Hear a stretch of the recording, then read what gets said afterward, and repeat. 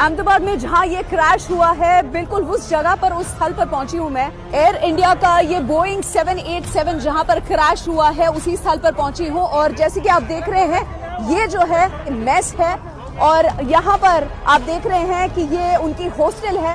और इस बिल्डिंग को जो आग लगी है, जैसे कि आप देख रहे हैं, कांस्टेंट इस पर पानी चढ़ा के इस आग को बुझाया जा रहा है। मेघानी नगर में, अहमदाबाद में, ये जो एरिया जहां पर ये दुखद घटना बनी है, मैं आपको बताना चाहूंगी, एयर इंडिया की ये बोइंग फ्लाइट थी जिसे ड्रीम लाइनर 787 कहा जाता है।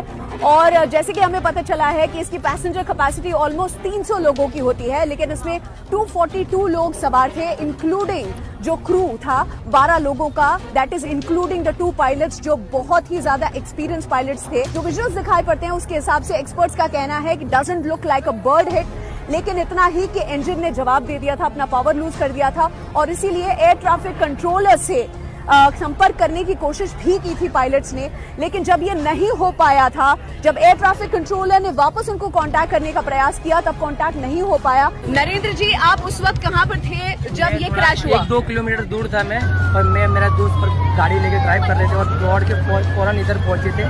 और हम लोग है ना, गाड़ी जैसे दौड़ के पहुंचे ना, तो उधर इंसान जैसे पड़े थे, पुलिस लोग हम लोग को नहीं जाने दे रहे थे। और हम लोग कोशिश करके बिल्डिंग में ऊपर चढ़ के अंदर से बिना परमिशन लिए हम लोग जो है और इंसानों को बचाया। 5 लोग को मैंने खुद निकाला बाहर से। एक तो पाँव पड़ा हुआ था, कुछ ऐसे पड़ा हुआ आपके हाथ पे कहीं पे चोट भी लगी हुई है? मैंने तो भी एक इंसान को मेरे उठाया और उसको निकाल के मैं लेके नीचे आ गया और उसको सुलाया। उसने मेरे को हाथ जोड़ा, प्लीज मेरी जान बचा। ये देखिए, इंसानियत का काम इन्होंने किया है। प्लेन जहाँ पर क्रैश हुआ है उस तक जाने का अब ये रास्ता बन चुका है टीम के लिए, जो कि रेस्क्यू के लिए आ रही है। लेकिन आम जनता भी आप देख रहे हैं रुक नहीं रही है। कितने सारे लोग यहाँ पर रहते थे, कितने लोगों का घर, और पायलट ने जहाँ पे जाके कोशिश की कि मैं कितना दूर इसको जाके गिराऊं ताकि जान माल को नुकसान ना हो।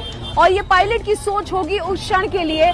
यहाँ पर एक ऐसा परिवार जिनका घर इतना करीब है, उस समय पे आपने क्या देखा? करीब 1:30 बजा था और 1:30 को जब मैं स्नान करके बाहर आया बाथरूम से और कपड़ा चेंज करा, तब दाड़ करके 4 बार प्लेन टकराने की आवाज आई और बाद में क्रैश हुआ। बाहर आके मैंने देखा तो करीब मेरे सामने, घर के सामने 2000 फीट के सामने ही प्लेन क्रैश हुआ था।